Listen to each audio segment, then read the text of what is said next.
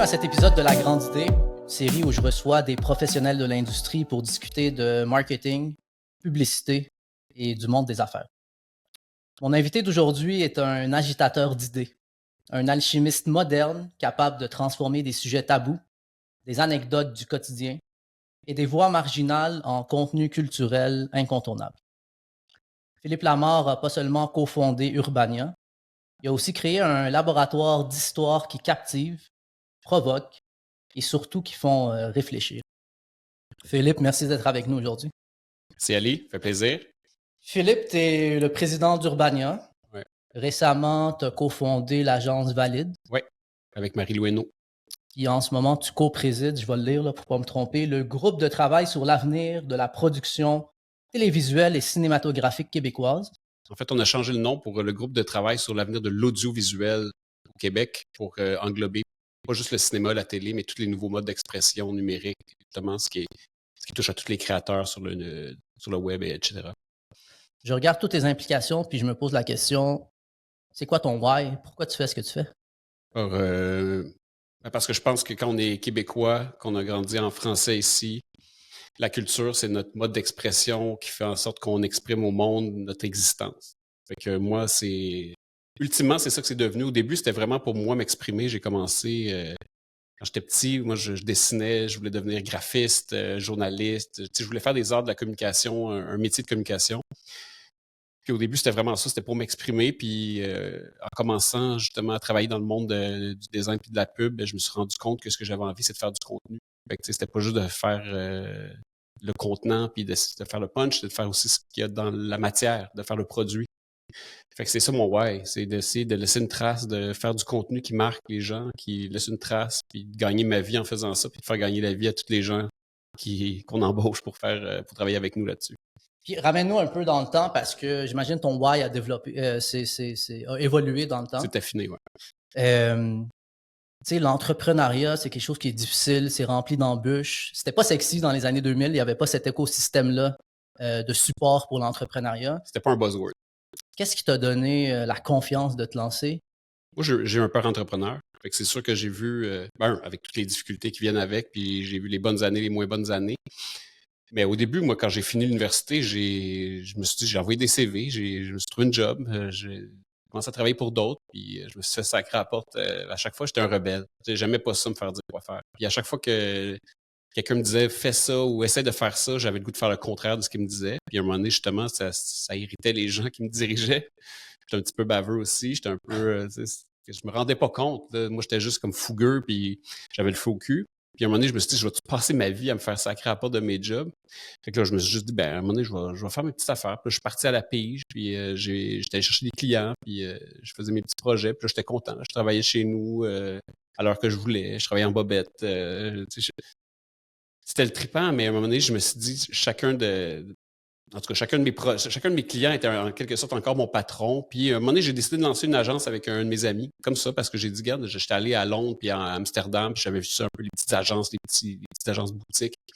J'ai dit, c'est ça que j'ai le goût. Là, j'ai le goût de me louer un local, puis avoir une espèce de petite vibe qui est chez moi. Puis c'est ça, on a lancé, on a loué un local en 2000. Je me souviens, on était à la fin de l'été 2000. C'était le boom des dot-com en ce moment, mais à ce moment-là, mais le crash s'en venait. Mais on s'est loué un local. Ouais. On s'est loué un local, coûtait 1000$ par mois. C'était un petit, c'était quoi? C'est 700 pieds carrés au coin de Mackay puis Maisonneuve, dans le coin de l'Université Concordia. On s'est ouvert ça, puis là, il fallait gagner notre vie pour payer le loyer. Tu sais, on s'est comme mis le gun sur la tempe. On s'est dit, là, on n'a pas le choix. C'est pas juste de payer notre appartement, là, c'est de payer un loyer, c'est de payer les assurances.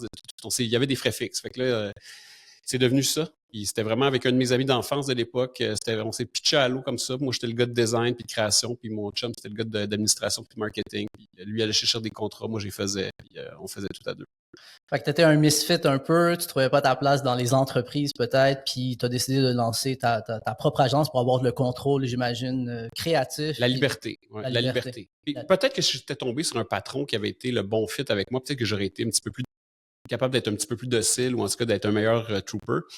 Mais ça n'a pas marché. Fait que ça arrive aussi, ça, des gens, au fil des années, que des gens avec qui j'ai travaillé, avec qui ça n'a pas fonctionné. Puis des fois, quand quand tu remercies quelqu'un, tu lui donnes un coup de pied au cul, tu dis, regarde, moi, j'ai commencé ma business comme ça. Fait que des fois, c'est plate de se faire mettre à la porte, mais des fois, c'est une leçon de vie qui te force à te réinventer puis à changer des choses à propos de toi, de ton comportement ou de ta façon de travailler ou à ta destinée professionnelle. Fait que, tu sais, c'est pas les choses qui nous arrivent dans la vie, il faut tout transformer. Quand la vie te donne des citrons, ben, tu fais de la limonade. C'est vrai. C'est difficile de le voir dans le moment, mais quand on prend un peu de recul, là, souvent les choses arrivent pour une raison. Ben exactement. Puis c'est pour ça que je le dis aux gens, parce que c'est une façon de leur dire, regarde, en ce moment, ça te fait mal, puis ton ego en souffre, mais tu vas voir peut-être qu'un jour, tu vas te dire, ah, finalement, c'était la meilleure chose qui m'est arrivée.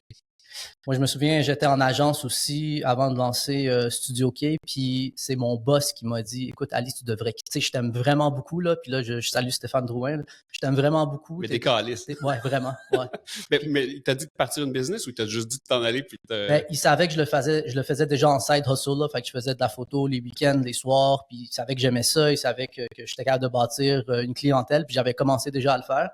Puis à un moment donné, il m'a dit, écoute, Ali, je veux dire, what are you doing? C'est get the fuck out un peu. Puis j'ai pris le conseil, puis je le remercie aujourd'hui. Je déjeune encore avec lui là, tous les 6 mois, puis on se donne des nouvelles, puis on se rappelle toujours de cette histoire-là, justement. Sur le coup, t'avais-tu pris ça comme s'il te mettait à la porte? Pas du tout. Non, tu savais que c'était pour ton bien. Oh, oui, ça venait vraiment d'une bonne place, puis c'est... Pour vrai, je le remercie beaucoup parce qu'il n'y a pas beaucoup de patrons qui l'auraient fait, ce move-là. Il y a beaucoup de personnes, puis je le comprends, là, on pense un peu à leur propre intérêt, leur intérêt personnel. Puis de perdre un employé clé, parfois, c'est difficile, mais lui, je pense... Il a vu en toi quelque chose. Exactement. Ah, ben, bravo, man. T'as bien fait. Yes. Fait que parle-moi, tu lances l'agence, tu as un partenaire avec toi, vous avez une belle dualité. Comment le projet Urbania est né? C'est ça, parce qu'au début, notre agence s'appelait Toxa. C'était vraiment ça. On faisait du branding, du design, des sites web, des posters, des trucs comme ça. Puis, écoute, on avait des clients comme des papetières, on faisait des brochures industrielles, on faisait des logos pour des écoles de la Commission scolaire de Montréal. Tu sais, c'était des projets pas très sexy, mais le fun à faire parce que, comme je te dis, j'étais mon propre patron. Puis, de fil en aiguille, à un moment donné, je me suis dit, finalement, chacun de mes clients est un peu mon patron. Fait que je revivais un peu ce que j'avais vécu quand j'étais employé d'agence. Mes clients me sacraient pas à la porte, mais moi, ça venait me chercher. Là. À chaque fois, on dirait que j'avais pas tout le terrain créatif que je voulais. Fait qu'à un moment donné, on s'est mis à caresser l'idée de travailler sur des magazines. Puis, à un moment donné, on a déménagé nos bureaux sur le boulevard Saint-Laurent. On a pris des locataires avec nous. Il y avait des gens qui étaient des réalisateurs, des writers. À un moment donné, j'ai juste rassemblé tout le monde. Puis là, on était quelque part en début d'année 2003, genre février ou mars 2003. Puis là, j'ai dit à tout le monde, on fait un brainstorm, on lance un magazine. Là, c'était vraiment comme, on fait un projet à nous, on va faire le contenant, on va faire le contenu. Puis c'est arrivé au moment où je me suis servi un petit peu d'un projet d'un client. On avait gagné un pitch pour la Société de développement du boulevard Saint-Laurent, qui était la Société de développement commercial. Puis c'était un pitch pour faire une brochure du boulevard Saint-Laurent de tous les commerces. Puis, moi, pour gagner le pitch, j'aurais dit, je vais même vous vendre de la pub. Il va y avoir des pubs dans ce guide-là. Fait que moi, je vais vous trouver un vendeur qui va vendre de la pub. Fait que j'ai embauché un vendeur qui s'appelle Gary Rosenberg à l'époque. J'ai pas vu, ça fait longtemps que je l'ai revu. Puis Gary faisait ça 3 jours semaine. J'ai dit, il te reste 2 jours dans la semaine, là, tu vas vendre de la pub pour un magazine. Il dit, c'est quoi l'autre magazine? Il dit, j'ai aucune idée, je suis en train de l'inventer. Fait que je me suis comme servi d'un projet client, d'une ressource que j'avais embauchée pour un projet client pour justement faire l'aspect commercial d'un projet qui n'existait pas encore. Puis au même moment, j'ai eu un stagiaire français qui s'appelle Franck Deverne qui débarquait dans notre bureau. Puis là, j'ai dit, hey Franck, j'ai un super beau projet pour toi. Tu vas faire un site web pour un magazine. Un peu comme Gary, il me dit, c'est quoi le magazine? Je dis, je ne sais pas, je suis en train d'inventer. Mais fais un site web. Fait que tu sais, il y a comme une espèce le fait d'avoir des nouvelles personnes avec moi, d'avoir cette gang-là. J'en ai fait un projet d'équipe. J'ai mis tout le monde autour de la table. J'ai dit, hey, on fait ça, puis on l'invente. C'était complètement boboche au début. Moi, je ne connaissais pas ça, un magazine. J'avais jamais fait ça. J'avais fait quand j'avais 9 ans. Je brochais des feuilles ensemble. Puis, mais j'étais pas un gars qui avait travaillé chez Rogers ou chez Transcontinental à faire du magazine. Puis j'arrivais avec une espèce d'expertise, un plan d'affaires. J'ai fait ça à gosse, en inventant le métier, en faisant comme je pensais que ça se faisait. Mais c'était ça le trip aussi. On était des petits culs, là. On avait 25-26 ans. On savait pas comment faire, mais c'est ça la beauté des choses, la candeur de l'entrepreneur. Fait que, si tu sais toutes les difficultés, tu le feras pas. Quand tu sais pas de combien de difficultés tu vas rencontrer, ben, c'est là que tu es un petit peu plus téméraire, puis c'est là que tu inventes des choses. Est-ce que c'est une candeur qu'on perd avec le temps, selon toi? Ben, c'est sûr qu'à force de se mettre les doigts dans la prise de courant, puis de prendre des chocs, puis avoir des blessures de guerre, puis des cicatrices, c'est sûr qu'à un moment donné, comme n'importe quel humain, tu essaies de ne pas reproduire les mêmes erreurs 2 fois.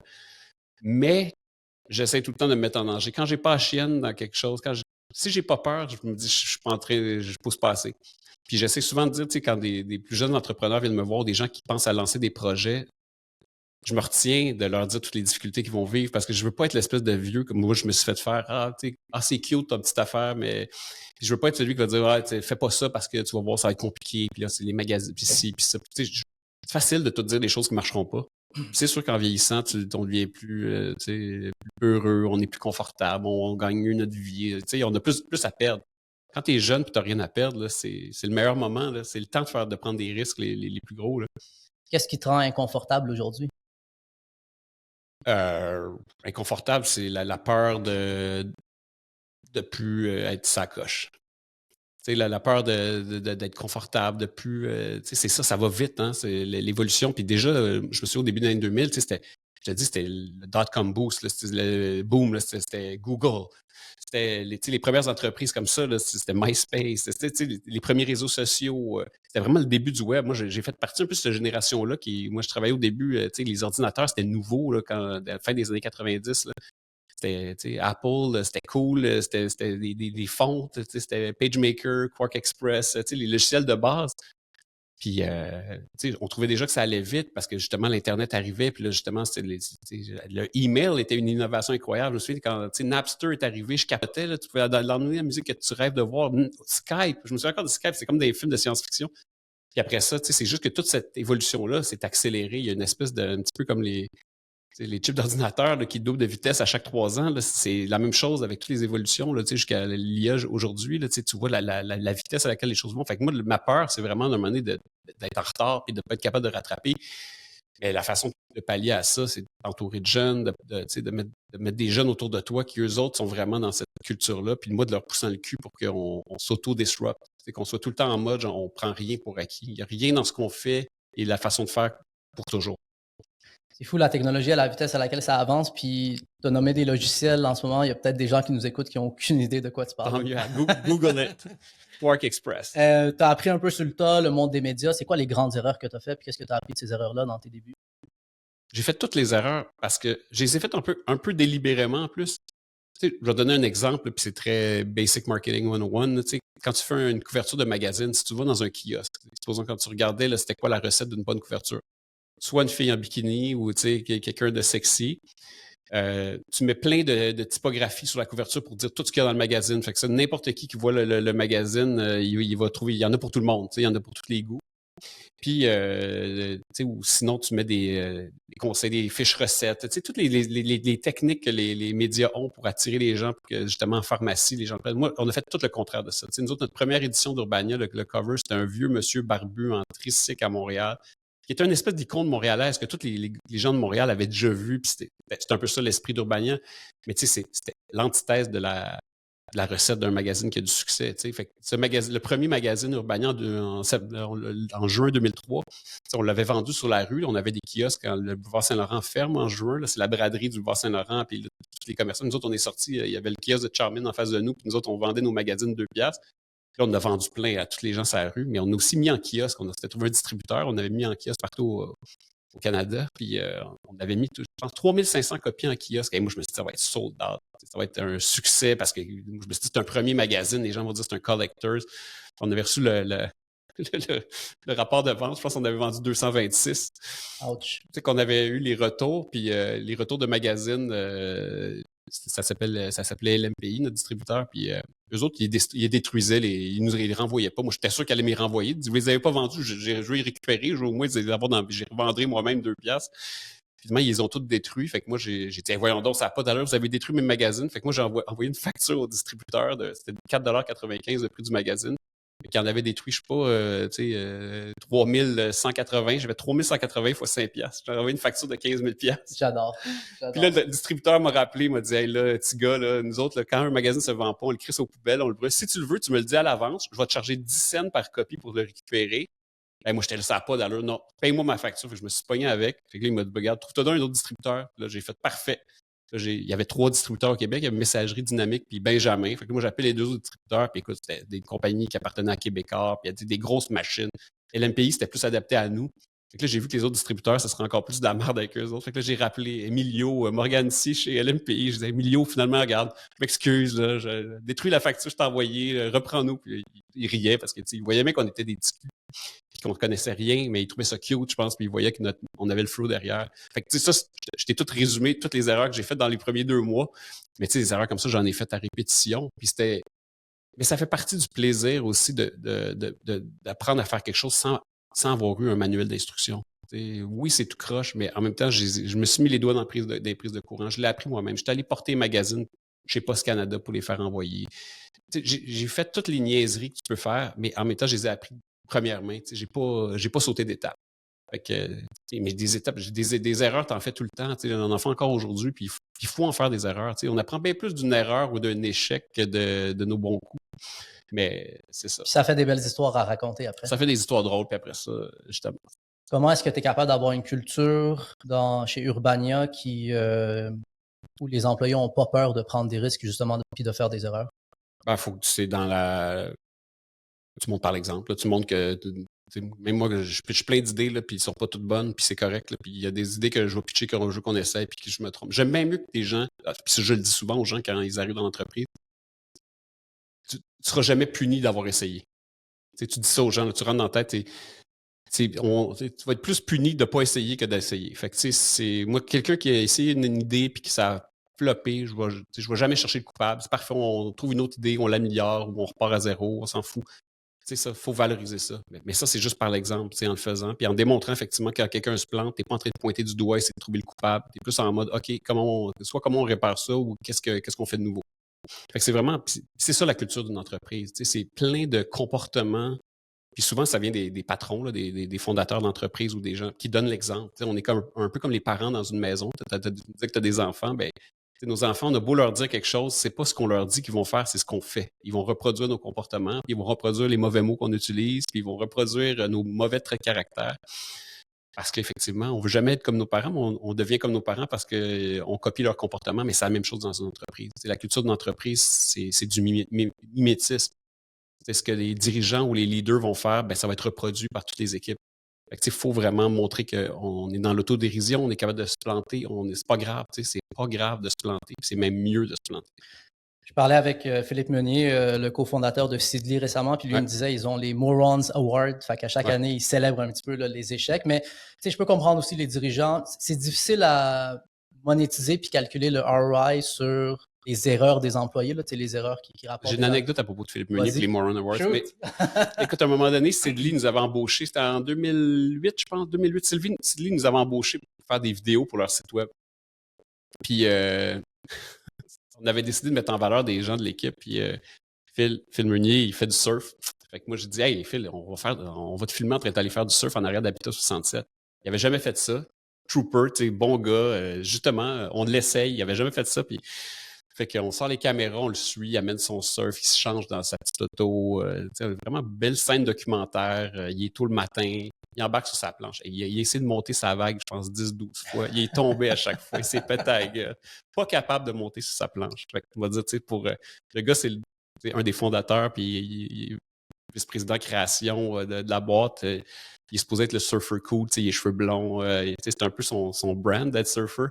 Là, il a l'air d'un clown. Il est vraiment pas capable de monter debout. Fait que moi, j'ai tout ce footage-là, puis je suis comme, je suis pas sûr que je peux faire une grosse vidéo où t'as l'air cool Phil avec ça, mais il dit, regarde, on verra. J'avais fait une entrevue avec lui, tout ça.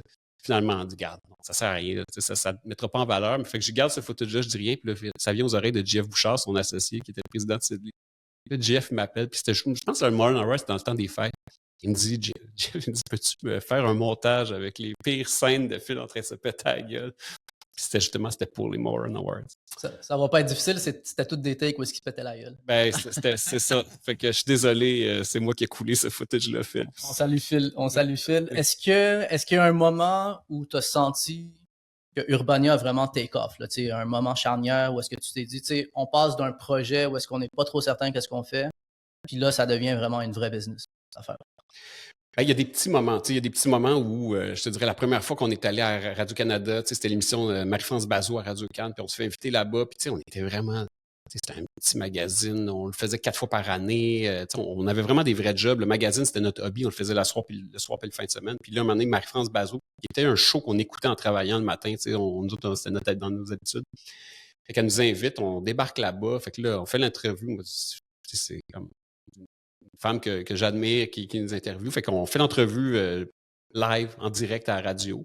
Là, on revient au bureau, puis là, tout le monde est comme « C'est malade! Si le téléphone n'arrête pas de sonner pour des gens qui s'abonnent en direct. » Pendant qu'on parlait à la radio de Radio-Canada, genre le téléphone s'est mis à sonner au bureau parce que les gens voulaient s'abonner. Fait que ça n'a pas été miraculeux. C'est comme si on avait fait 50 000 abonnés d'un coup. Mais là, tu fais comme « OK, il y a genre un engouement, la crowd un peu de Radio-Canada, puis s'intéresse à ce qu'on fait. » Puis après ça, je te dirais que ça a été des moments un peu charnières où quand on s'est mis à faire de la vidéo, de la télé. À un moment donné, on a vendu un show à TV5. En fait, on a fait des capsules dans une émission à RTV qui s'appelait Mange ta ville, qui était des petites minutes Urbania. Ça, c'était le fun. C'était un truc. On gagnait des clopinettes, des scènes pour faire ça. Puis on s'est fait comme un portfolio de contenu. Puis encore une fois, parce qu'on savait pas comment produire de la vidéo, on a fait quelque chose d'un peu différent. Puis là, TV5 avait vu ce qu'on avait fait. Fait que là, ils nous ont commandé un show. Écoute, on nous a dit, vous voulez pas nous pitcher un show? On l'a pitché un show. Le premier pitch télé qu'on fait, on le vend. C'est comme, wow, c'est bien facile. C'est un peu comme aller au casino. Tu mets 25 cents dans la machine, tu gagnes. Wow, à chaque fois que j'ai besoin d'argent, je vais retourner au casino. C'est plus compliqué que ça, ultimement, mais c'est que ça a quand même été le beginner's luck quand on a vendu notre premier show télé. Puis là, écoute, là, on a eu des moyens pour faire ce qu'on voulait faire. Puis je te dirais que quand on a livré la série documentaire, on a livré un énorme site web qui s'appelait Montréal en 12 yeux, mtl12.com. On a gagné tous les prix. Dans le sens que là, ça a été comme le moment où on avait comme la reconnaissance de des gens du monde de la télé, du monde du web. On avait gagné des prix ici puis là, mais là, c'est comme, man, on a eu de l'argent, on a livré, on a gagné des prix en France, au Communication Arts, tous les magazines, tous les festivals, les Gémeaux, on gagnait des prix partout. On n'avait plus une scène, on s'était presque ruiné. Et il reste que là, j'ai fait, OK, c'est ça que je veux faire. On fait on fait un magazine avec la marque Urbania, on fait des shows télé avec la marque Urbania, puis on fait du numérique on bâtit une communauté sur le web avec la marque Urbania. J'ai dit, ça marche, c'est ça que je veux faire. Ça, c'est un moment d'épiphanie où tu dis, OK, dans le fond, moi, c'est ça que je voulais faire dans la vie. J'ai comme réalisé que ce que j'avais fait comme un hobby le soir, parce que je gagnais. Avant de faire le show télé, on faisait pas d'argent avec Urbania. Là. On prenait les profits de nos projets commerciaux, puis on les dépensait à faire le magazine, puis c'était un peu ça notre récompense. C'était comme genre, on se fait chier à faire des projets commerciaux pour faire le magazine. Puis à un moment donné, on s'est dit, OK, mais finalement, on peut tout malaxer tout ça puis en faire notre business. Puis c'est ça. C'était le moment où vraiment, quand la télé est arrivée, puis on a eu de l'argent pour faire ça, puis on s'est rendu compte que tout ce qu'on avait fait en bûchant puis en gagnant pas une scène, ben, ça nous a servi parce qu'on a créé un brand. On avait un brand qui fonctionnait sur toutes les plateformes, qui fonctionnait de toutes les façons, qui fonctionnait avec plein de collaborateurs, puis que tout le monde avait le goût de collaborer. Fait que moi, ça a été vraiment... C'est autour de 2007, ça s'est passé. Puis après ça, il y a eu d'autres moments comme ça qui ont jalonné, mais je te dirais que c'est comme des moments pivots comme ça que je m'en souviens, comme quand tu me poses la question. C'est ça, c'est des moments où tu dis, OK, là, je suis à la bonne place au bon moment. Maintenant, Urbania est à Montréal, évidemment, mais aussi à Paris. Ouais.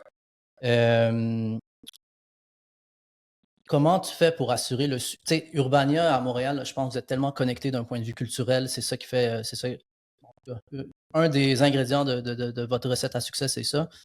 Quand tu attaques un nouveau marché qui a des codes culturels complètement différents, comment tu fais pour appliquer la même formule, mais à un marché qui est différent?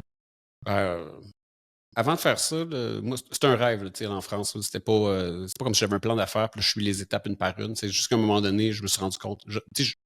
J'ai toujours été un admirateur de ce que Vice faisait. Vice sont nés à quelques coins de rue dont on est né sur le boulevard Saint-Laurent. Nous autres, on est nés des Pins puis Saint-Laurent. Et eux autres sont nés, je pense, au 24 Mont-Royal, Saint-Laurent.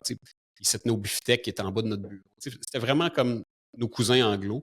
Je regardais un peu ce qu'ils avaient fait. Ils étaient déménagés à New York, qui avaient bâti une business justement dans de la vidéo, du magazine. C'était vraiment comme nos cousins anglo, un peu weird d'Ottawa. Puis... Attends, c'est quoi la question? Excuse-moi. Comment tu fais pour exporter? Ah oui, non, c'est ça, exactement. Puis là, j'avais vu Vice avait ouvert des bureaux à New York, ils se mettaient à ouvrir des bureaux un peu partout dans le monde, puis j'étais comme, wow, ça avait l'air miraculeux leur affaire. Puis moi, je dis, nous autres, on va aller en France. On va faire comme la francophonie, ça va être comme... Parce qu'à Toronto, les gens me disaient, pourquoi vous n'allez pas à Toronto? Vous allez aller chercher des annonceurs nationaux, tout ça, mais j'étais comme, je le filais pas. C'était pas ça que j'avais envie. J'avais pas envie. Mon désir, c'était pas d'aller plaire à du monde de Toronto, mais des Français, il y en avait plein à Montréal. Montréal, c'était comme devenu un hub aussi où il y avait beaucoup d'immigrants français. Puis je voyais qu'il y avait un appétit. Puis il y en avait plein qui collaboraient au magazine. Même dans les premiers qui ont collaboré au magazine, il y avait plusieurs Français. Puis à un moment donné, en 2012, on a fait un projet avec l'ONF puis avec Arte, la chaîne Arte, qui s'appelle Fort McMoney, qui est un documentaire, un web documentaire, en tout cas sur le pétrole en Alberta, tout ça. Puis on avait un réalisateur qui arrivait de France. Puis on a travaillé avec Arte. Puis on a un projet qui est comme un rayonnement en France. Fait que là, je me suis bâti un réseau en France. Fait que je me suis mis à y aller, puis à essayer de développer ce réseau-là, à profiter du fait qu'on venait de faire un beau projet. Il y avait eu un beau rayonnement. Puis je me suis aperçu aussi que nos projets anciens, les Montréal en 12 yeux, puis le magazine, il y avait des gens en France qui avaient entendu parler de nous, qui nous connaissaient. Fait que, tous les gens qui ont un cousin qui vient étudier au HEC, tout ça, finalement, ça finit par rebondir en France. Puis le web aussi a cette force-là de faire circuler les idées. Puis je me suis mis à bâtir un réseau à Paris. Fait que moi, j'allais souvent là, j'essayais de rencontrer du monde, je faisais le tour des médias, des boîtes de prod. Puis évidemment, j'allais voir des gens qui étaient pareils comme nous. Puis je leur disais, hey, j'aimerais ça venir en France. Puis comme, ben, viens-t'en. Puis j'étais comme, pas le faire ensemble, c'est comme, ben, j'ai déjà ma business, là, tu sais, c'est un peu comme si moi, quelqu'un vient me dire, je veux partir un média à Montréal, je dis, ben, go for it, mais j'ai déjà ma shit à m'occuper, là, pourquoi je t'aiderais à me compétitionner? Puis j'ai fait plein de rencontres comme ça, puis à un moment donné, à force de faire des rencontres, à travers des amis en commun, puis j'ai rencontré des gens avec qui j'avais le goût de travailler, puis j'ai développé ces relations-là, puis parce que ça prend des gens sur place. Ça, c'est un des conseils que Jeff Bouchard, justement, de Sidley m'a dit, parce que lui, il avait lancé Sidley à Paris. Lui, c'était vraiment des Français qui étaient venus voir Sidley en leur proposant, hey, on aimerait ça partir Sidley en France. Parce qu'il a dit, partir ça toi-même, il dit, nous autres, on l'a fait à Amsterdam. Il avait fait Sidley à Amsterdam, puis il avait eu vraiment, ça leur avait coûté cher, ça avait été tough. Il avait vraiment frappé un mur. Ça a été, puis ils avaient essayé de le faire eux-mêmes. Il y avait une couple de gens locaux, mais c'était vraiment des gens de Sidley, Montréal, qui allaient ouvrir le bureau. Puis il y avait vraiment pas. C'était pas la bonne façon. Il m'a dit, il faut que tu prennes des gens sur place qui connaissent ces codes, qui savent comment ça marche, qui ont les relations, qui ont la connaissance culturelle. Fait que moi, j'ai retenu ça. Il m'a donné beaucoup de bons conseils comme ça, Jeff. Là, ça a été quand même quelqu'un de généreux pour des trucs de business. Puis quand j'ai trouvé les bonnes personnes, ben là, avec mon associé, on les a rencontrés souvent. On a fait une collaboration. Au début, on les a embauchés pour nous aider à monter une équipe. Puis à un moment donné, finalement, ça a fait en sorte que même eux autres, c'était des entrepreneurs qui avaient déjà leur business en contenu live. Eux autres, c'était vraiment leur spécialité, c'était le live. Florent puis Élise. Puis à un moment donné, ils nous ont dit, ben c'est eux qui étaient là. Ils disent, on peut pas être d'un côté mandaté à lancer un média qui est super cool, de l'autre avoir notre business. Fait qu'on a mergé nos business, mais puis Florent, c'est un ancien journaliste. Fait que moi, nous, on y a fait, on lui a donné le coffre à outils Urbania. On a dit, regarde ce qu'on fait à Montréal. On lui a présenté toutes les affaires, les erreurs qu'on a faites, les niaiseries. Puis après ça, il a dit, ben adapte-le à la sauce. Puis au début, c'était de laisser erreur. Il essayait des trucs. Puis on voulait pas non plus que ça ait l'air d'un média québécois qui essaie d'être en France. Sans cacher le côté québécois, ben on voulait pas non plus que ça devienne ça. Ah, c'est le média québécois qui essaie de venir en France. On voulait vraiment qu'on ait un ADN pur. Puis après ça, les gens fassent, ah, puis en plus, ça vient de Montréal. Puis que ce soit comme une découverte ultérieure, que ce soit pas comme frontal, le côté montréalais. Fait que c'est vraiment de laisser erreur. C'est long. C'est long bâtir un brand. T'as beau avoir. Puis nous autres, on fait tout le temps ça avec pas beaucoup d'argent. Là, on l'investit l'argent pour développer la France, mais on l'investit à notre hauteur. Là. On n'a pas des investisseurs milliardaires qui nous pompent du cash. Puis, c'est vraiment. Bootstrappé, mais avec l'expérience qu'on a à Montréal, puis avec on prend les profits qu'on a fait depuis 20 ans, puis on les investit en France. Mais l'idée, c'est vraiment de donner de la liberté. Puis ça a été ça aussi notre succès à Montréal, c'est de prendre des gens de création, puis leur dire, regarde, tu as de la liberté. Fais quelque chose qui te plaît, dont tu vas être fier. Puis le but, c'est de rejoindre une audience avec ce travail-là. Puis c'est la même chose en France. On prend des gens qui ont du talent, puis on leur dit, regarde, il faut faire du contenu qui va rejoindre des gens, puis qui va parler au cœur des gens.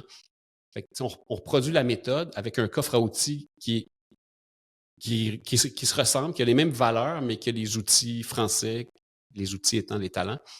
Fait que, tu sais, il n'y a pas vraiment une recette où tu arrives et tu dis que c'est pas cookie cutter, de voici, tu donnes le coffre outil, exécutez ça, puis faites juste mettre l'accent français, puis ça va marcher. Philippe, on passe au segment de la grande idée. Beaucoup des gens qui nous écoutent, c'est des gestionnaires marketing, directeurs marketing, gestionnaires de marque. Je serais curieux d'en apprendre un peu plus sur la structure de ton équipe à l'interne. Donc, c'est qui les gens, c'est quoi les départements, qu'est-ce qu'ils font, puis qu'est-ce que les marques peuvent apprendre de ça si jamais ils veulent commencer à, que ça soit internaliser du contenu, bâtir une équipe interne ou même avoir une équipe externe ou les deux. OK. Ben, nous autres, je te dirais, il y a 4 unités d'affaires principales chez Urbania. Je vais commencer, il y a l'unité éditoriale, donc celle qui est la plus visible, c'est les journalistes. C'est des réalisateurs, des vidéastes, des producteurs de contenu, des gestionnaires de la communauté, des rédac-chefs. Fait que ils produisent du contenu chaque jour pour toutes les plateformes. Fait que, leur but, c'est d'entretenir la communauté. On a un portefeuille de marques. La marque Urbania, c'est ce qu'on appelle jaune, qui est urbania.ca. Après ça, on a 4,95 qui parle de finances. On a Dehors qui parle de plein air. On a Molo qui parle aux parents. On a Période libre qui parle aux étudiants. Fait que ça, c'est comme tout, c'est le portefeuille de marques d'Urbania, puis il y a des gens attitrés à chacune, puis qui travaillent soit avec des journalistes à l'interne ou des collaborateurs externes. Fait que ça, c'est vraiment une cellule de production de contenu original qui n'est pas pour les marques, qui est pour nos marques. Donc, tout le contenu qui est fait, c'est vraiment pour nos propres marques. Après ça, on a une équipe, ce qu'on appelle le studio de création, donc qui est le studio de branded content, créativité média. Donc, ça, c'est le service qu'on offre aux marques. Donc, ça, c'est des équipes de création, mais aussi de développement d'affaires, donc des gens qui sont en lien avec les agences, avec les clients directs, pour comprendre des besoins de marché, de comprendre des besoins de communiquer, surtout ceux qui veulent s'adresser à nos audiences ou aux gens qui sont des jeunes adultes francophones, québécois, justement, qui sont dans notre lectorat, mais dans notre base de communauté.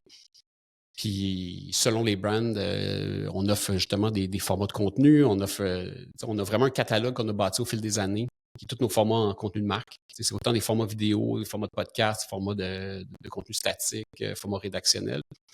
Puis, on a une équipe de création au sein du studio de création aussi, qui sont des gens qui sont à la fois des stratèges, mais aussi des créatifs, donc qui sont vraiment là pour appuyer les équipes de développement d'affaires qui sont en lien avec les clients, pour justement servir les clients le mieux possible, puis que ce soit le fun, puis que ce soit vraiment des projets. On est un peu le bonbon pour les clients. On arrive, on fait pas des spots de pub télé traditionnels. Nous autres, quand les gens viennent, ils disent on va crafter quelque chose, on va crafter une pièce de contenu ensemble pour parler à notre audience, pour les convaincre que votre produit ou votre marque est cool ou a mérite d'être considéré dans le monde commercial. Fait que c'est sûr qu'il faut que ce soit le fun. On est quand même. Fait que ça, c'est vraiment l'unité, on va dire, plus commerciale en lien avec le marketing. Après ça, on a toute une boîte de maisons de production qui fait des contenus pour les chaînes télé. Donc, ou les plateformes. Donc, on produit des shows pour Radio-Canada, pour Télé-Québec, pour Bell Media, pour Québécois, pour TV5, Ami Télé. On produit pour toutes les chaînes, on va dire, traditionnelles et leurs plateformes.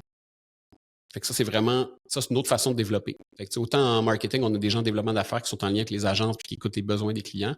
Puis en télé ou en audiovisuel, on est plus en mode, bon, oui, il y a des besoins. On sait que, Radio-Canada va chercher un show dans tel créneau ou Télé-Québec cherche. Fait que, on entend un petit peu les besoins du marché, mais après ça, on a une équipe de créatifs qui, leur job, c'est de travailler avec des talents ou développer leurs propres idées, développer les contenus, soit développer des reels, des démos reels, des sizzle reels, de faire des démos, faire des pitchs, écrire des pitchs, faire de la recherche, donc bâtir des projets, des programmes qu'on va aller pitcher après ça aux diffuseurs, qu'on va les vendre. Ça, c'est comme une autre façon de travailler. Tu ne fais pas des RFP, tu ne réponds pas à des appels d'offres, tu proposes des projets. Un petit peu quand je disais le premier show qu'on avait vendu à TV5, c'est un peu ça. Là, tu vends un projet, puis là, tout d'un coup, là, tu vends ça, puis c'est des projets d'envergure. C'est des projets ça va dans 250 000 jusqu'à 2-3 millions de dollars.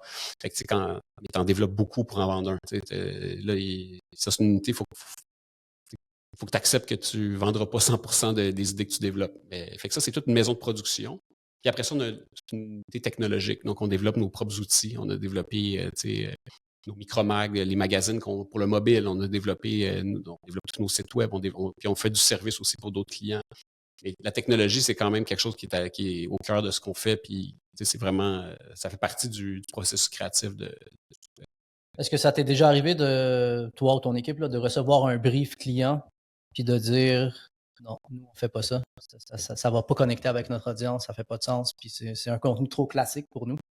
Ben, soit ça, on part de c'est qui la brand, c'est quoi leurs objectifs, puis c'est quoi les valeurs de leurs produits. Je te dirais qu'il y a une différence quand tu es une agence qui fait de la marque blanche, quand tu sers un client puis tu réponds à des besoins. Mais quand tu as une audience, c'est l'association de marques qu'on fait, nous, beaucoup. La majorité de ce qu'on fait avec des clients, c'est qu'on associe la marque Urbania ou une autre de nos marques à la marque du client, puis on crée un contenu en collaboration avec eux.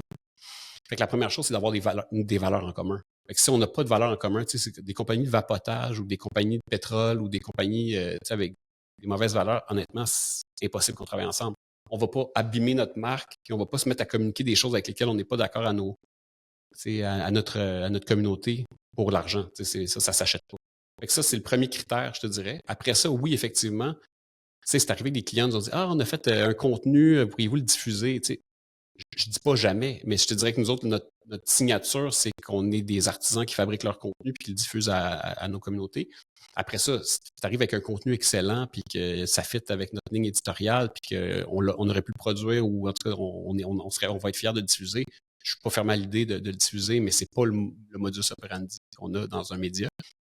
Fait que, après ça prend des clients qui ont un peu le goût de lâcher prise. Et lâcher prise, ça ne veut pas dire que tu n'as aucun contrôle et aucun mot à dire sur ce qui va être fait par nos équipes. L'idée, c'est que nous, on s'est parlé à l'audience. On y parle chaque jour. Notre travail, là, chaque jour, c'est d'entretenir la relation avec notre communauté et notre audience. Fait que c'est un peu cette expertise-là qui vient chercher les clients. Puis après ça, il y a notre expertise en craft de storytelling aussi, à savoir raconter des histoires en plein de formats. Fait que c'est ça auquel les clients doivent lâcher prise, doivent faire confiance à notre savoir-faire. Mais après ça, c'est une collaboration parce que je parlais de Vice tantôt, ils étaient reconnus, Vice, pour être un peu cocky, de genre, ils partaient avec le brief, puis genre, tu vois le projet une fois qu'il est diffusé, puis tu n'as aucun mot à dire, puis après ça, ils t'envoient une facture. Nous autres, on ne travaille pas comme ça, mais on arrive quand même avec une expertise, puis une relation avec une audience qu'une agence de com n'a pas nécessairement. Les agences de com n'ont pas leurs propres audiences. Nous, on a développé nos audiences. On est présentement dans un contexte je trouve, d'abondance puis de saturation de contenu. Là. Ouais. Partout où tu regardes, il y a du contenu publicitaire. Ouais. Parfois éditorial, parfois publicitaire, parfois bon, parfois vraiment mauvais. Ouais. Puis on dirait que les consommateurs ont été éduqués aussi à être très impatients avec le contenu, avec les YouTube Shorts, les Reels, les TikTok. Comment vous faites de votre côté? C'est quoi votre formule pour captiver l'attention? C'est le plus grand défi, je pense, actuellement. Je pense qu'on est vraiment rendu à l'heure. Puis l'IA amplifie ça en plus. Je pense que là, c'est rendu qu'il y a de la création automatisée maintenant.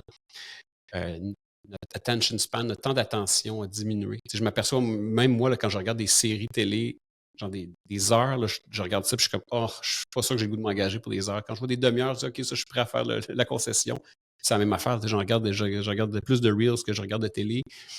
C'est du crack, tu sais. Sauf que, en ce moment, le doom scrolling ou on est vraiment dans une ère en ce moment où les gens se rendent compte que des calories vides, à un moment donné, c'est comme manger juste du chocolat ou des bonbons. À un moment donné, tu manques d'énergie. C'est bon sur le coup, mais à long terme, ça ne nourrit pas. Mais on est vraiment dans l'ère en ce moment où on dirait que tous les algorithmes, tous les modèles d'affaires, les plateformes, sont beaucoup passés d'un mode où tu avais des abonnés à un mode TikTok, là, où c'est plus l'algorithme qui décide qu'est-ce qui va te feeder, puis c'est pas nécessairement des gens que tu suis qui vont plus basé sur les intérêts. Les intérêts ou les habitudes de consommation, ce que tu as regardé déjà, puis les algorithmes ils veulent juste te garder sur leur plateforme. Ils veulent plus que tu sors de la plateforme. C'était ça aussi les réseaux sociaux. Facebook, au début, ils nous donnaient des liens sortants pour envoyer des gens sur nos articles. Ils veulent plus maintenant. Les plateformes veulent te garder dans leur écosystème pour te passer le plus de pub possible. C'est ça leur modèle d'affaires. Fait que c'est sûr que là, on atteint comme l'espèce de point de saturation, je pense, où il va falloir qu'on rééquilibre ça. Puis, tu vois, il y a des tendances en ce moment, justement, sur YouTube. Puis je le vois dans nos contenus, les contenus plus longs performent bien. C'est devenu un peu la nouvelle télé, YouTube. Puis tu le vois sur les télés connectées, c'est de plus en plus consommé. On est rendu, je pense, aux États-Unis, ils sont rendus à 10% de la consommation télé, c'est sur YouTube. Fait que, il y a un rééquilibrage qui va se faire des prochaines années, mais en ce moment, là, je pense, au moment où on se parle, je pense qu'on est aux espèces de paroxysme, justement, de la stimulation mentale qu'on peut avoir avec toutes les sortes de contenus. C'est incroyable parce que c'est multigénérationnel. Moi, j'ai ma tante de 75 ans qui est sur TikTok. Ouais. J'ai ma nièce de 16 ans qui est sur TikTok. Moi, je suis sur TikTok. Ouais. Tout le monde est là. Puis je regardais, j'ai lu une super belle analyse l'autre jour puis, qui analysait un petit peu la compétition dans le landscape médiatique. Puis ça disait que Netflix maintenant considère TikTok comme un de ses compétiteurs parce que justement, ça va vite, 60 minutes sur TikTok. Puis ça, c'est l'équivalent d'un épisode ou de 2 épisodes que tu aurais écouté sur Netflix. Fait que, puis je trouve que ça met en danger beaucoup le storytelling. Tu n'es pas capable de dire grand-chose dans 30, 60 secondes, surtout dans la façon dont tu dois shaper le message qui est comme, OK, un gros hook au début, quelque chose de choquant un peu, mais vide de sens. Fait que, je me demandais comment les marques se positionnent là-dedans parce que c'est ça qui fonctionne, c'est ça que les algorithmes poussent, c'est ça que le monde consomme. Puis quand tu vois une pub un peu plus ou un type de contenu un peu plus classique, un peu plus lent, là, tu passes à autre chose très rapidement. Fait que je reviens à ma question, as-tu crack une formule ou comment vous naviguez ça? Comme tu dis, c'est rendu multigénérationnel. Au début, Netflix, c'était comme les jeunes de 35 ans qui regardaient ça. C'est les vieux les gens de 60 ans regardaient la TV, les gens de moins de 60 ans regardaient Netflix, puis les autres regardaient YouTube puis Instagram. Maintenant, là, je pense que tout le monde regarde. Netflix, tout le monde est passé à Netflix. Même les personnes plus âgées, je pense, quand ils ont découvert le contenu sur demande, ils ont apprécié. Après ça, le contenu algorithmique, ça aussi, effectivement, les gens plus vieux, une fois que tu goûtes à ça, puis que ça te feed tout le temps, tu sais, avant, là, on zappait avec une télécommande, là, puis tu faisais le tour des postes, tu revenais. Là, maintenant, tu swipes, il y a comme quelqu'un qui te choisit un contenu en fonction de tes... Hey, c'est pas mal plus agréable. Ça finit jamais. Ça finit jamais, c'est infini. Sauf que moi, je fais souvent l'analogie ou la métaphore du contenu avec l'alimentation. Tu as des enfants, j'ai des enfants. Tu sais, si je laissais les enfants manger ce qu'ils veulent, je pense qu'ils mangeraient du Nutella, ils mangeraient des jujubes Haribo, dans le sens qu'il n'y aurait pas une alimentation équilibrée. Des calories vides. Ben, exactement. Puis c'est correct un peu. Là, je ne dis pas qu'il ne faut pas du tout en consommer, mais je pense qu'à la longue, un petit peu, quand on devient un petit peu plus mature, on apprend que de manger des légumes, puis de manger des fruits, puis de manger des noix, c'est mieux que de juste manger du junk food. Fait que je pense qu'en ce moment, l'algorithme, c'est un mode de consommation nouveau. La TikTokisation des algorithmes, ça fait 2-3 ans là, qu'on est vraiment à fond là-dedans. Là, c'est comme si on est au mode, genre, on se bourre de sucre, on mange les... Puis là, on est en train de prendre conscience que c'est comme dans le temps là, de nos parents là, où les gens fumaient à l'hôpital. Tu sais, genre, fumer la cigarette, fumer 3 paquets par jour, peut-être que c'était correct dans le temps, mais à un moment donné, les gens se sont rendus compte que c'était pas bon pour la santé. Là, je pense qu'il y a une prise de conscience. Puis même les nouvelles générations, là, j'écoute ma fille qui a 15 ans qui me parle de ça, justement, qu'elle s'aperçoit que ça la rend folle de scroller dans le vide jusqu'à l'infini, puis jusqu'à se rendre malade. Fait que, tu sais, les gens de cette génération se rendent compte que là, c'est pas la bonne façon de consommer, fait qu'ils veulent décrocher. Fait que là, ça va se rééquilibrer, je pense. C'est juste qu'en ce moment, là, il n'y a pas de recette. J'aimerais ça te dire, hey, j'ai trouvé, j'ai un algorithme, j'ai développé une IA qui me dit comment faire le meilleur storytelling au monde. Le meilleur storytelling au monde, là, ça prend des réalisateurs, ça prend des gens, des monteurs, ça prend des artisans qui vont crafter l'histoire pour qu'il y ait une dose d'humanité dedans. Après ça, tu as des outils d'IA qui vont t'aider à remplir les tâches cléricales ou les tâches répétitives. Mais l'âme d'une histoire, c'est les humains qui maîtrisent ça. C'est encore, c'est ça. Puis quelqu'un autour du feu qui te raconte, là, nous autres, on fait une série qui s'appelle Fragments avec Arte en France. Là, c'est simple. On demande à des gens de passer du temps devant une caméra puis qui nous racontent un moment de leur vie où leur vie a basculé, où il s'est passé quelque chose. Écoute, c'est juste du storytelling oral. Écoute, on a des millions de vues sur Instagram, puis TikTok, puis en France, puis en Europe, parce que c'est juste des bonnes histoires. Fait que, tu sais, il y a de l'émotion dedans. Exactement. Puis moi, quand j'ai présenté ce projet-là aux gens d'Arte, c'est drôle, j'ai traversé l'océan pour aller leur pitcher parce que je voulais le faire. Puis moi, mon pitch, c'était ça, c'est que quand tu scrolles des réseaux sociaux, on va même tomber sur un bon plat là, qui est tout simple. J'ai dit, c'est une salade de tomates. Tu sais, dans la vie, tu peux manger du McDo, tout ça, mais des fois, tu tombes sur une bonne salade de tomates. C'est juste des bonnes tomates avec de la petite fleur de sel, une petite dose d'huile d'olive, un petit splooge de vinaigre. Puis tu dis, c'est les meilleures tomates que j'ai mangées de ma vie. Ben, ça marche. Tu sais, les fragments qu'on fait sur les réseaux sociaux, c'est ça. Fait que, des fois, c'est de faire de la contre-programmation, c'est d'arriver avec quelque chose qui est complètement différent, mais quand c'est bon, en ce moment, on a un contenu qui trend sur YouTube. Là, c'est des récits d'un monsieur qui est sorti de prison après 40 ans. Puis, écoute, c'est un contenu qui dure 12-13 minutes. Ça s'appelle Sentence vie. Puis le gars, il est rentré en prison avant l'arrivée d'Internet et des smartphones. Fait que là, il vient de sortir de prison, puis il nous raconte un peu, genre, le choc qu'il y a eu civilisationnel, de voir comment les gens marchent à la rue dans leur téléphone. Tout est rendu, genre, une société individuelle. Puis c'est un témoignage d'un gars, c'est un ancien prisonnier. C'est zéro. Genre, tu m'aurais demandé c'est quoi le contenu trendy YouTube. C'est l'antithèse de ça. C'est un documentaire avec un rythme tout à fait pas lent, mais un rythme documentaire pur. Puis ça fonctionne vraiment bien. On a plein de commentaires. Fait, la vraie recette du storytelling, c'est des bons ingrédients. C'est comme la bouffe. Là, je vais te faire des belles analyses. C'est si tu as des bons ingrédients. Tu commences à me donner faim. Là, ouais, moi aussi. Non, mais si tu as des bons ingrédients, normalement, ça va goûter bon. À part si tu es vraiment un mauvais chef, puis tu gâches la recette en mettant des mauvaises épices. Mais si tu as des bons ingrédients, normalement, ça va goûter bon. Fait que, tu sais, ça prend des bons ingrédients, c'est quoi? C'est des bons personnages. C'est un bon chef cuisinier. Puis c'est des bonnes petites épices à faire. Est-ce que tu trouves que les marques font une bonne job en ce moment au niveau de leur storytelling publicitaire? Est-ce que... Définis les marques. Ben, je veux dire, moi, je pense à, je sais pas, moi, un directeur, on va pas parler du poste en soi, mais disons, je sais pas, marque de consommation, du café, que ça soit un CPG, que ça soit une marque de cosmétiques, que ça soit... Tu sais, est-ce que tu trouves, de manière générale, que les marques sont capables de sortir du bon contenu qui file un peu éditorial, ou est-ce que on est encore dans le contenu classique publicitaire? Écoute, je ne peux pas parler avec une généralisation aussi large, dans le sens les marques, mais c'est sûr que moi, je pense que les marques, en ce moment, ont une opportunité, c'est elles peuvent parler à leur public directement. Avant, il fallait qu'ils s'achètent de la pub pendant les émissions de télé, il fallait que... Maintenant, là, si t'es intéressant, là, une marque, là, je vais te faire une autre analogie, un party. Donc, la société, c'est un gros party. Les marques, elles veulent être cool dans le party. Puis souvent, ce qu'ils faisaient, là, c'est qu'ils arrêtaient la musique, puis ils disaient « Hey, tout le monde, en ce moment, là, nous autres, on est les comptables de telle compagnie, puis on voulait juste vous dire qu'on est content d'être ici dans le party. » Puis ça, c'est la pub traditionnelle. Tu arrêtes le party, puis tout le monde se retourne, puis tout le monde est comme « OK, bon, ça va-tu finir? » Ça, c'est quand la pub d'interruption. De nos jours, là, les marques doivent être dans le party, puis faire partie du party, puis contribuer au party. Fait que, tu sais, je pense que de plus en plus, il va y avoir des directeurs marketing puis des gens au sein de ces entreprises-là qui viennent des réseaux sociaux, qui ont compris que tu peux avoir des ad blockers, que la pub, ça fait chier tout le monde, puis que si tu fais du bon contenu, si tu fais des bonnes histoires, puis de la même façon, quand je parlais des contenus qu'on fait pour Urbana, les fragments ou les vidéos YouTube, là, mais si tu fais ça comme une marque, si tu te comportes comme un média, si tu dis comment je vais intéresser mon audience versus comment je vais vendre mon produit, comment je vais intéresser mon audience, puis ton produit, là, le but, c'est que tu l'intègres dans l'histoire de façon organique et intelligente. Et là, le public d'aujourd'hui, là, ils sont pas dupes. Là, ils savent qu'il y a des marques qui payent. Mais s'ils sont divertis et ça devient intéressant, ben, c'est sûr que les gens ils vont pas skipper la vidéo, ils vont l'écouter au complet. Fait que, je te dirais que c'est une réponse très plate. J'aurais aimé ça d'arriver avec un constat, mais non, je trouve ça très intéressant. c'est générationnel beaucoup. C'est que les gens de l'ancienne génération des agences de pub et des acheteurs médias, je te dirais qu'il y avait beaucoup de contrôle sur le contenu, qui imposait un product share de 3 secondes, qui voulait leur logo plus gros, tout ça. Ça, je te dirais qu'effectivement, si tu as encore ces réflexes-là aujourd'hui, tu es un peu doomed.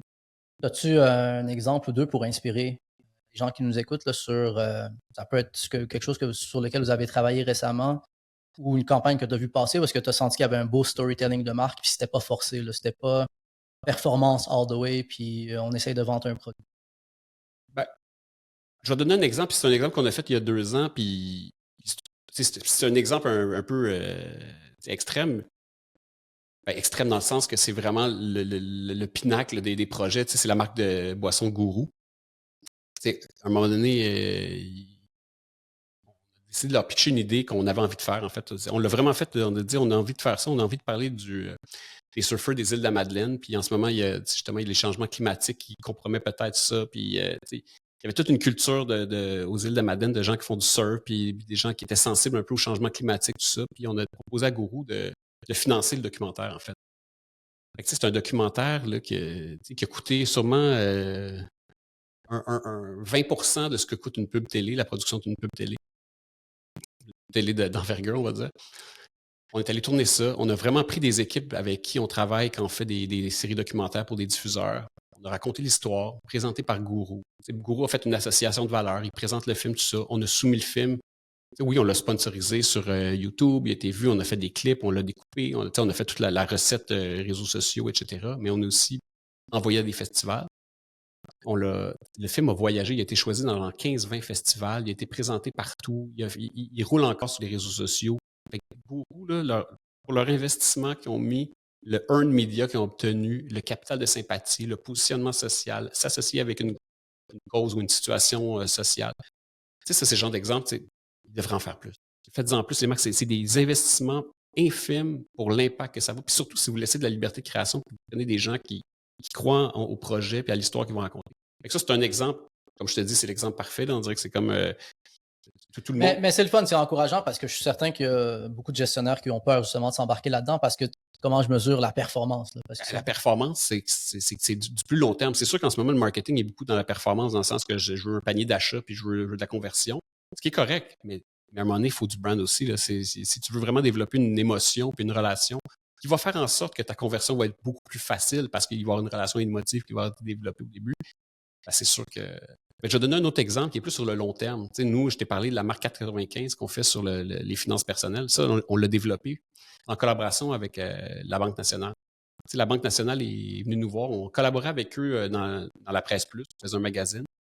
Puis la Banque nationale était un de nos annonceurs dans le magazine. Puis à un moment donné, ils nous ont demandé, ils aimeraient ça développer une relation à plus long terme avec nous. Tu sais, ils nous ont dit ça, puis ils nous dit qu'est-ce qu'on pourrait faire pour justement développer quelque chose sur la durée. Fait que là, on leur a proposé ça, l'idée de bâtir dans le monde des médias, on appelle ça une verticale. Donc, c'est une marque de contenu qui creuse un sujet spécifique. Dans ce cas-là, les finances personnelles, qui est l'enjeu. l'enjeu de la banque, en fait, c'est qu'ils voulaient redorer leur marque auprès des milléniaux, des plus jeunes. Maintenant les Gen Z, mais les milléniaux au départ. Fait que c'est ça, on leur a proposé la marque 4,95. 4,95 qui est le prix qu'on vendait le magazine dans les premières années, à perte. Fait que montrer qu'on était aussi pas des grands hommes d'affaires au départ. Mais bref, l'idée, c'était de lancer une plateforme de contenu, puis d'utiliser cette plateforme de contenu-là pour informer les gens. Donc, c'est vraiment du contenu original qui n'est pas du contenu sponsorisé. Là. La marque sponsorise la plateforme, mais le contenu qu'on fait dedans, on a l'entière liberté de faire ce qu'on veut. Fait que nous autres, on fait du contenu pour informer les jeunes, les nouvelles générations sur les finances personnelles, le monde du travail, puis toutes les concerns que tu as quand tu as 25-35 ans. Et puis, à des moments clés de l'année, on fait des campagnes de branded content spécifiques à des objectifs de communication de la banque. Fait que quand c'est le temps des hypothèques, quand c'est le temps des REER, ben là, on va soit faire des podcasts, soit faire des campagnes de vidéos, soit faire des textes. On va vraiment utiliser tout l'arsenal qu'on a développé en faisant la plateforme. Et ça fait, je pense qu'on est rendu à la 6e année qu'on a comme relation. C'est une relation sur la durée. On a maintenant avec la Banque nationale, on se connaît, on se fait confiance. On l'a bâti ensemble, ce projet-là. Ils ont vu qu'on le fait pour les bonnes raisons. On voit qu'eux, ils ont une compréhension du marketing de contenu qui est vraiment sophistiquée. Là. Ça doit être une des marques au Québec là, qui a vraiment compris que si tu veux faire rayonner ta marque puis d'avoir développé un capital d'attachement avec les nouvelles générations, ben ça passe par le contenu. C'est effectivement, là, les jeunes, moi, quand j'étais petit, j'allais à la banque là, faire mettre à jour mon livret. Là. Les jeunes aujourd'hui là, sont sur leur téléphone, ils font toutes leurs transactions à distance, ils n'ont aucune relation émotive avec leur banque. Là. Ils n'ont jamais, ils connaissent personne, leur gérant de banque ne savent pas c'est qui, la personne, ils ne vont jamais à la banque. Fait que si tu veux développer une relation avec ces gens-là, ben, fais du contenu, expose-leur à du contenu, montre-leur que tu veux les rendre plus savis, les rendre plus intelligents. Fait que, ça fait 6 ans qu'on développe cette relation-là, ça fait 6 ans qu'on bâtit cette marque-là, ça fait 6 ans qu'on développe la relation avec une audience, avec des nouvelles audiences aussi. Maintenant, on est rendu qu'on fait les Gen Z, on a fait des podcasts, on a fait plein de formats. Et ça, pour la Banque nationale, ça nous appartient à nous, 95, mais on a une relation privilégiée. La Banque nationale a développé cet actif-là en notre collaboration. Puis ça vaut cher. Là. C'est un outil de gestion relationnelle avec leurs clients et leurs marques. Fait que ça, c'est un exemple de...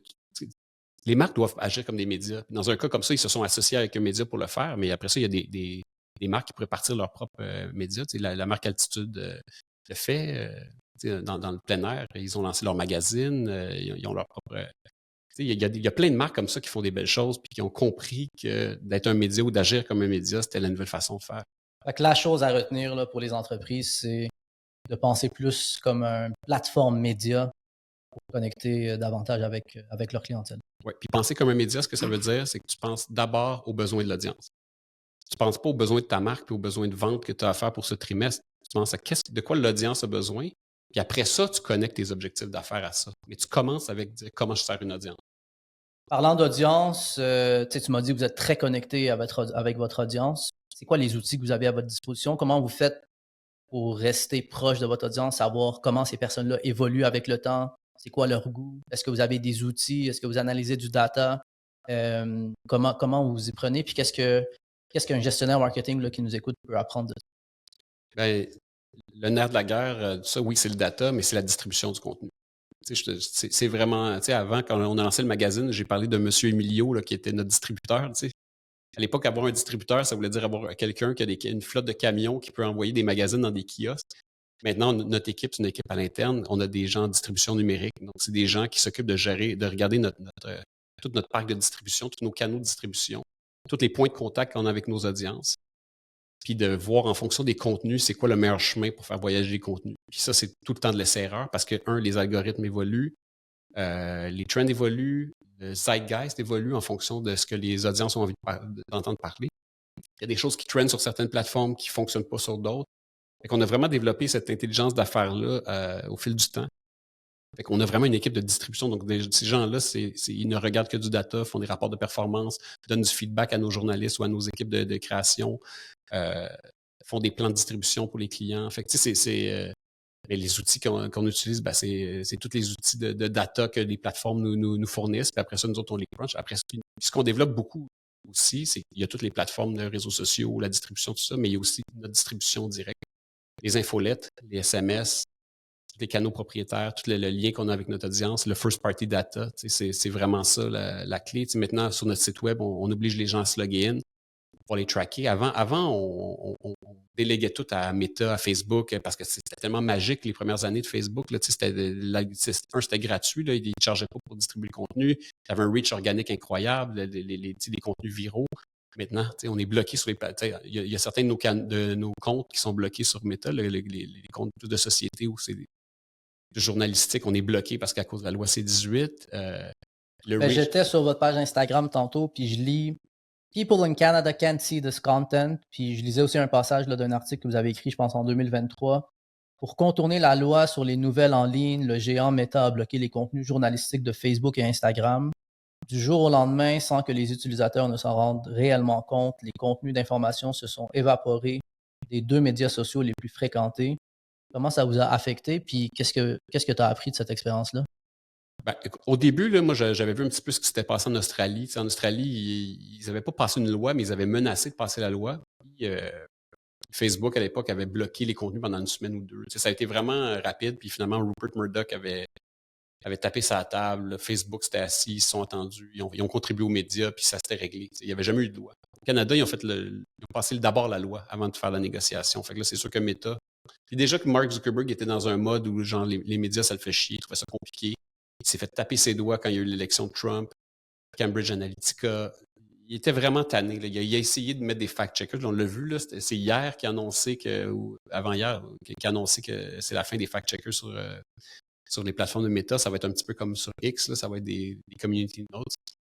Mais bref, c'est arrivé du jour au lendemain. Moi, je pensais que ce serait comme en Australie, que ce serait pas. Tu sais, j'étais en vacances au moment où ça s'est mis à se bloquer. Nos comptes se sont mis à être bloqués. Fait que là, les gens du bureau m'écrivaient hey, elles sont paniques, on est tous bloqués. Puis je suis comme ça va durer d'une semaine. Je suis revenu de vacances, puis c'est encore bloqué. Puis là, évidemment, moi, c'était un peu genre tu te rends compte à ce moment-là que tu as mis ta destinée entre les mains d'une plateforme. Tu sais, l'analogie que je faisais tantôt de se nourrir, c'est un petit peu comme si nous autres, on a pris l'habitude, on était ces stéroïdes. C'est facile de distribuer du contenu, ces plateformes, ils t'amplifient ça. Tu mets un petit peu d'argent, c'est amplifié, tu rejoins des millions de personnes. Là, du jour au lendemain, il faut que tu reviennes au web comme en 2004. Il faut que chaque visiteur, il faut que tu ailles le chercher, que tu le convainques de cliquer sur un lien, de venir. Oh, wow, là, tu t'aperçois. Ça montre la vulnérabilité aussi qu'on a par rapport à ces plateformes-là. Tout l'espace qu'on leur a laissé. Il y a le TikTok ban en ce moment là, qui est en discussion aux États-Unis. Fait que je veux dire, Meta, c'est une des histoires, mais ça ne s'arrête pas là. Ben, c'est ça. Sauf qu'on leur a laissé toute la place, puis c'était magique. C'est des machines incroyables là, pour distribuer le contenu. Là. Les machines de Meta, c'est fou, là, le data. Il n'y a rien de plus fun que de voir une vidéo qui décolle sur TikTok. Là, Sauf que c'est pas... La vraie analogie, là, c'est que quand tu es sur ces plateformes-là, tu es un locataire. Tu loues tes audiences. Elles t'appartiennent. Fait que nous, le switch qu'on a fait, évidemment, comme tous les médias, on a dit aux gens de s'abonner à nos infolettes. À peu près au même moment, nous autres, on avait lancé le Micromag sur lequel il y avait des abonnés en direct. Donc, on a vraiment développé l'envoi par SMS de notre magazine, qui est vraiment le Micromag, c'est un magazine pensé pour l'appareil mobile. C'est un peu comme des stories, mais qui sont envoyés en HTML. Donc, tu n'es pas dans une plateforme, tu es vraiment dans un browser régulier. C'est comme un outil que nous, on a développé technologiquement pour présenter le contenu exactement comme des stories, donc du plein écran, vidéo, peu importe le format de contenu. Et puis ça, on avait déjà commencé à le faire. Fait que là, on a double down là-dessus. On est vraiment allé à fond, genre sur les abonnements directs, développer, aller chercher du first-party data, avoir des profils usagers de toutes nos audiences, donc de devenir propriétaire de nos audiences. Un peu comme on l'était dans l'époque du magazine papier quand on avait des abonnés. T'sais, mais c'est ça, c'est que le mirage merveilleux que Facebook nous a donné à la fin des années 2010, au début des années 2010, là, où c'était magique. Nous autres, on est passé genre de 50, on avait 50-60 000 visiteurs uniques par mois sur notre site web à 500 000. Vous en avez profité au moins? On en a profité, mais c'était magique. T'sais, des fois, tu te dis, hey, c'est le fun, puis tu peux pas imaginer ce qui va s'en venir. Puis effectivement, à un moment donné, tu t'aperçois, OK, là, finalement, le reach organique est passé de 82% à 72%. OK, pour aller en chercher, on va mettre un petit 10$. Là, au début, je me souviens, on mettait à coût de 5$, 10$, on sponsorisait. Au début, moi, j'étais comme, c'est comme AdWords dans le temps, c'était 5 sous le mot-clé. Ben, c'est ça. Ouais. Mais au début, tu te dis, c'est pas grave, c'est pas cher, mais les autres, c'est comme un drug dealer qui donne des échantillons au début. Au début, il est bon ton weed, c'est bon. Puis après ça, là, t'en veux de plus, puis finalement, il te le donne, t'es gratuit, puis à un moment donné, t'es addict, et là, il te le fait payer cher. Ouais. Fait que là, ça a été vraiment un wake-up call. Après ça, moi, je dis pas qu'il faut pas utiliser les plateformes. Les audiences sont là. Puis c'est un petit peu ça qui était... J'ai tout le temps été un petit peu j'ai trouvé ça paradoxal, la situation. Moi, je suis pas un anti-méta, même si je trouve Mark Zuckerberg un peu weird maintenant avec son nouveau look puis son Trumpiste. Il est comme un peu wannabe Elon Musk là, en ce moment. Ouais. Je trouve ça un peu bizarre, là, mais écoute, chacun a sa crise de la quarantaine, il la vit comme il veut. Mais il reste que, tu sais, c'est une machine extraordinaire, mais ça n'a pas... Mais dis-moi, tu sais, les entreprises qui nous écoutent en ce moment, comment ils peuvent être moins vulnérables? Fait que, tu sais, là, tu me parles de bâtir nos propres audiences. Ouais. C'est quoi at the end of the day, là, c'est quoi les plateformes qui s'offrent à nous? Tu as parlé, tu sais, d'avoir une infolettre, tu as parlé d'un magazine web. Les outils de CRM, là, les Customer I.O., tous les outils d'envoi d'infolettres, faire en sorte que les gens se loguent sur ton site, faire en sorte ils aient une raison de laisser leur courriel, que tu aies leur numéro de téléphone. Mais la consommation de contenu, au final, elle va se passer. À part infolette, site web, c'est pas mal là que ça se passe. Ben, tu portes une app aussi. Ça dépend de ton utilisation. Après ça, ça dépend vraiment du profil de tes audiences, de leur âge, leur habitude, puis comment ils consomment le contenu, puis c'est quoi le produit, puis c'est un petit peu comme nous. Nous autres, on n'a pas une app, on a les micromags, on distribue le contenu. Les apps qu'on utilise en médias, c'est beaucoup les quotidiens, les journaux, genre les breaking news. On ne fait pas du breaking news.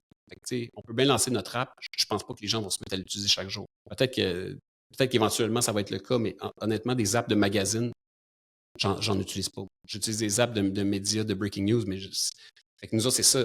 Il faut qu'on pousse notre contenu. On n'a pas le pull que les médias quotidiens ont. Fait que, à un moment donné, il faut comprendre c'est quoi ton type de contenu, qu'est-ce que tu apportes aux gens. Puis il faut que tu utilises les réseaux sociaux comme une méga belle plateforme vitrine marketing. Il faut que tu comprennes que c'est une vitrine marketing. Ils sont là pour vendre de la pub. Il faut que tu acceptes que même nous, il faut qu'on les voit comme un partenaire marketing. Il ne faut pas qu'on les voit comme une destination qui nous appartient. Parce que le jour où ils changent l'algorithme, le jour où ils nous bloquent, on perd tout ce qu'on a bâti, toute l'énergie qu'on a investie, puis là, tu te retrouves les dick in the wind. Et ça, honnêtement, ça, je l'ai vécu, on l'a vécu à la dure, on l'a vu l'impact. Puis là, on est revenu vraiment, là, on est comme des gens qui allaient au gym sur les stéroïdes, puis là, on arrête de prendre des stéroïdes, puis on les fait nos push-ups. Oui, c'est plus tough, mais au moins, le muscle est vrai, là, c'est pas un muscle qui est jacké il y a de la durabilité. Est-ce que tu vois des tendances émerger pour 2025? Est-ce qu'on doit garder l'œil sur quelque chose d'un point de vue technologique, d'un point de vue storytelling, d'un point de vue des médias? Encore une fois, là, je me mets à la place d'un directeur marketing.